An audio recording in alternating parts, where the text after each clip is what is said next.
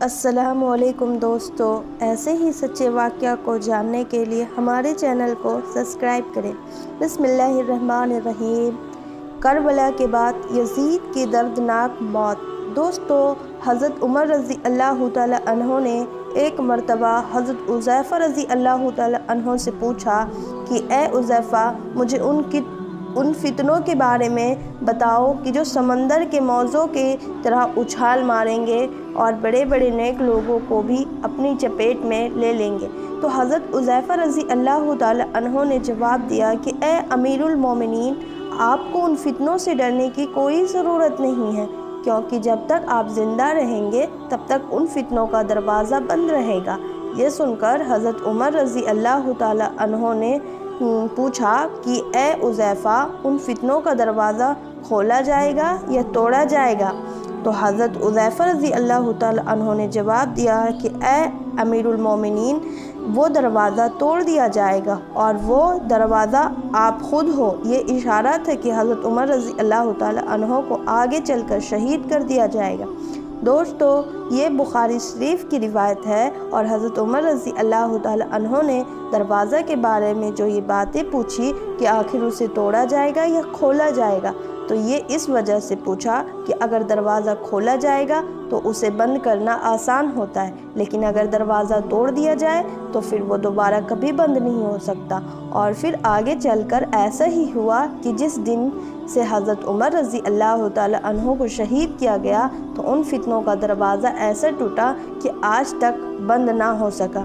حضرت ابو ہریرہ رضی اللہ تعالیٰ عنہ اپنی آخری عمر میں یہ دعا مانگا کرتے تھے کہ اے اللہ، مجھے 60 ہجری کے بعد لڑکوں کی حکومت آنے سے پہلے اپنے پاس بلا لینا۔ لڑکوں کی حکومت سے اشارہ یزید کی حکومت کی طرف تھا، اور ایسا ہی ہوا کہ حضرت ابو ہریرہ رضی اللہ تعالیٰ عنہ کی 59 ہجری میں وفات ہو گئی، کیونکہ حضرت ابو ہریرہ رضی اللہ تعالیٰ عنہ وہ حدیثیں جانتے تھے کہ جن میں اللہ کے رسول صلی اللہ علیہ وسلم نے ظالم یزید کی حکومت کی طرف اشارہ کیا تھا۔ فرمایا تھا کہ آگے چل کر ایک ظالم بندہ حکومت پر بیٹھے گا اور وہ میرے بچوں کو ذبح کر دے گا۔ ایک بار اللہ کے رسول صلی اللہ علیہ وسلم اپنے کمرے میں بیٹھے حضرت حسین رضی اللہ تعالیٰ عنہ کو سینے سے لگا کر زور زور سے رو رہے تھے۔ اتنی دیر میں حضرت ام سلمہ رضی اللہ تعالیٰ عنہ کمرے میں آئی تو اللہ کے رسول صلی اللہ علیہ وسلم کی ایسی حالت دیکھ کر دل تڑپ اٹھا اور پوچھنے لگی کہ اے اللہ کے رسول، آپ کو کیا ہو گیا ہے؟ کیا حسین کو کوئی چوٹ لگ گئی ہے؟ تو اللہ کے رسول صلی اللہ علیہ وسلم نے فرمایا کہ نہیں، بلکہ ابھی میرے پاس ایک ایسا فرشتہ آیا تھا کہ جو آج سے پہلے کبھی زمین پر نہیں اترا۔ اس نے مجھے بتایا کہ اے اللہ کے رسول، آپ کے اس بچے حسین کو آپ کی امت ذبح کر دے گی۔ پھر اللہ کے رسول نے فرمایا کہ میں دیکھ رہا ہوں کہ ایک ایسا کالا کتا کہ جس کے سینے پر سفید داغ ہے، وہ میرے اس بچے حسین کا خون چاٹ رہا ہے۔ یہ اللہ کے رسول صلی اللہ علیہ وسلم نے شمر کی طرف اشارہ کیا تھا کہ جس نے کربلا کے میدان میں حضرت حسین کا سر کاٹ کر نیزے پر لٹکا دیا تھا۔ شمر کے سفید داغ کی بیماری تھی اور وہ رنگ سے بھی کالا تھا۔ سن 60 ہجری کے بعد یزید مسلمانوں کے بادشاہ بنا، حالانکہ وہ مسلمانوں کا بادشاہ بننے کے بالکل لائق نہیں تھا۔ اسلام میں حکومت کا طریقہ خلافت والا رکھا گیا، مالوکیت والا نہیں۔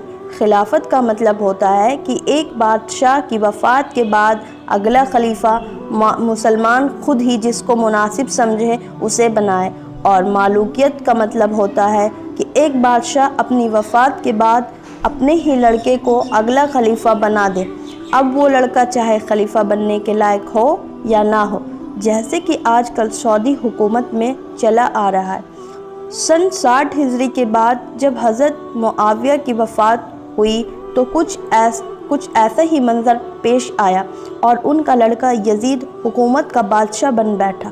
حالانکہ اس وقت یزید نے کسی کو ذاتی نفرت نہیں تھی، بلکہ مسلمانوں نے اور حضرت حسین رضی اللہ تعالیٰ عنہ نے جو یزید کے مخالفت کی تھی، اس کی سب سے بڑی وجہ یہ تھی کہ یزید کے مسلمانوں کے بادشاہ بننے کی کوئی بھی صفت موجود نہیں تھی۔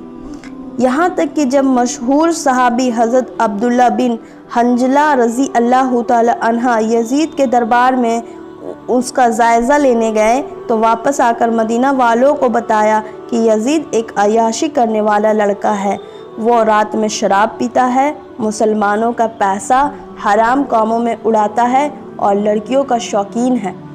اب جب یزید کے اندر اتنی برائیاں تھیں تو نبی کے نواسے حضرت حسین رضی اللہ تعالی عنہ کیسے اس بات کو برداشت کر لیتے کہ ہمارا بادشاہ ایک گنہگار انسان بنے۔ حضرت حسین رضی اللہ تعالی عنہ کو خلیفہ بننے کا کوئی شوق نہیں تھا، بلکہ اس وقت کے لوگوں نے حضرت حسین رضی اللہ تعالی عنہ کو مجبور کیا تھا کہ وہ یزید کے مقابلے اپنے ہاتھوں پر لوگوں کے بیعت کرے اور اسلامی حکومت کی باغ ڈور سنبھالے۔ آخر لوگوں کے بہت زیادہ مطالبے پر جب حضرت حسین رضی اللہ تعالی عنہ مدینہ سے کوفہ شہر کی طرف نکلے تو یزید نے ایک بڑی فوج بھیج کر حضرت حسین رضی اللہ تعالی عنہ کو کربلا کے میدان میں بڑی بے دردی کے ساتھ شہید کر دیا اور تمام اہل بیت کی عورتوں کو قید کر کے اپنے دربار میں پیش کیا۔ یزید ان اہل بیت کی عورتوں کے ساتھ بھی کچھ برا سلوک شروع کرنا چاہتا تھا، لیکن حضرت زینب کی دل چیر دینے والے خطبوں نے یزید کو پورے محل کو ہلا کر رکھ دیا، اس لیے یزید نے ڈر کر تمام اہل بیت کی عورتوں کو جلدی سے مدینہ واپس رخصت کر دیا۔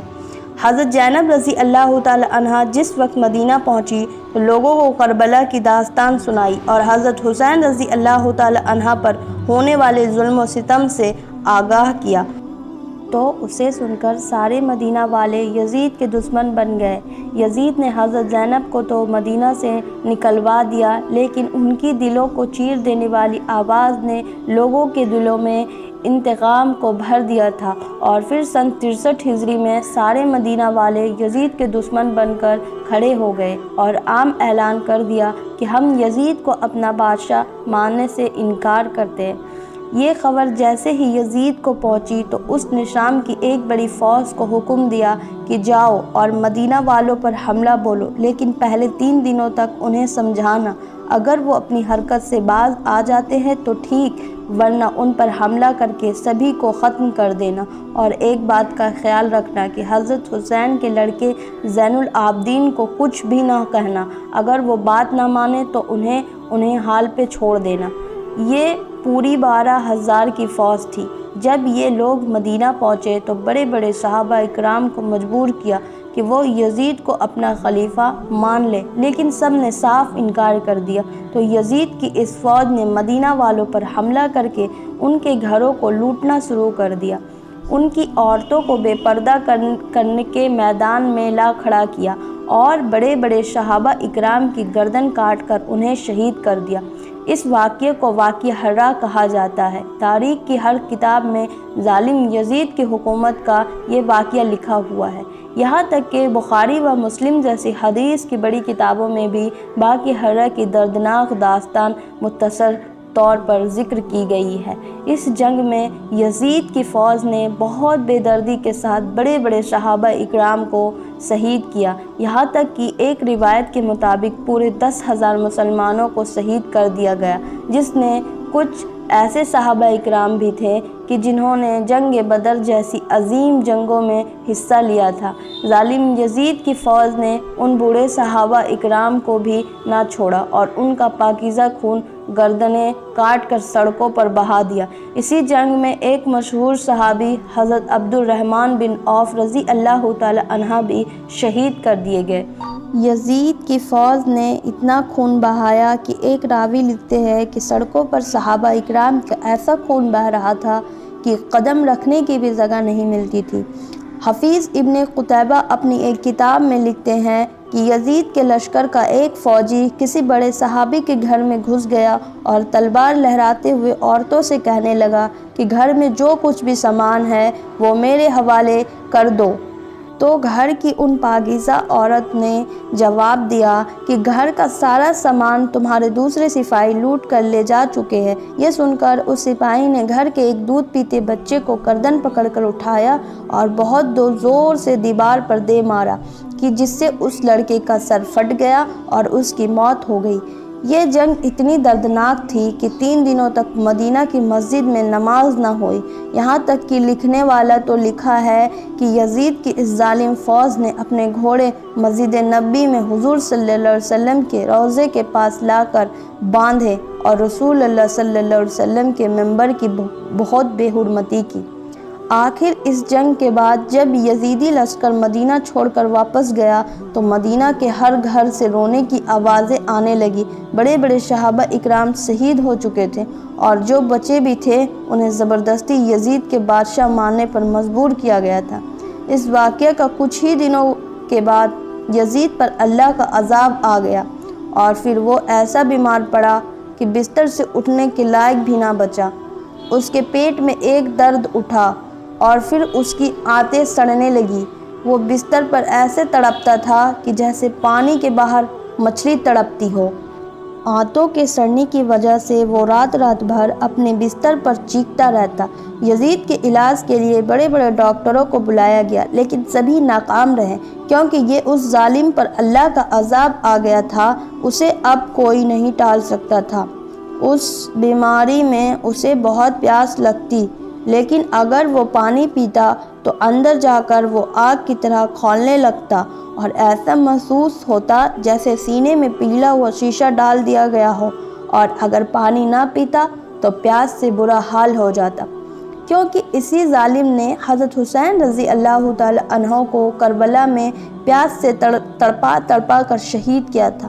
آج اسی کے بدلے اللہ نے اسے ایسی عبرتناک سزا دی کہ وہ دنیا کے لیے عبرت بن گیا۔ آخر اسی بیماری میں تڑپ کر ظالم یزید کی 15 ربیع اول سن 63 ہجری میں موت ہو گئی۔ جب اس کے درباری اس کی لاش کے قریب آئے تو اس سے ایسی بدبو آ رہی تھی کہ سبھی دور بھاگ گئے، کوئی اسے دفن کرنے کے لیے تیار نہیں تھا۔ پورے محل میں لاش کی بدبو پھیل رہی تھی، ہر ایک پریشان تھا۔ آخر کسی طرح چہرے پہ پٹیاں باندھ کر ظالم یزید کو مقام حرین میں دفن کر دیا گیا۔ لیکن اس کے کچھ سالوں کے بعد جب عباسی حکومت بنی تو ان کے خلیفہ نے یزید کی قبر کھود کر جب اس کی لاش باہر نکالی تو اسے دیکھ کر سبھی کانپ گئے۔ لاش دیکھ کر ایسا لگتا تھا جیسے اس کے چہرے کو لوہے سے پیٹا گیا ہو۔ اس کے سارے جسم پر زہریلے کیڑے رینگ رہے تھے اور ایک عجیب طرح کی بدبو ہر طرف پھیل رہی تھی۔ یہ دیکھ کر خلیفہ منصور نے یزید کی لاش کو عبرت کے لیے سولی پر لٹکا دیا تاکہ لوگوں کو معلوم ہو جائے کہ جو بھی اہل بیت کو تکلیف دے گا اللہ اس کا ایسا ہی برا انجام کرے گا۔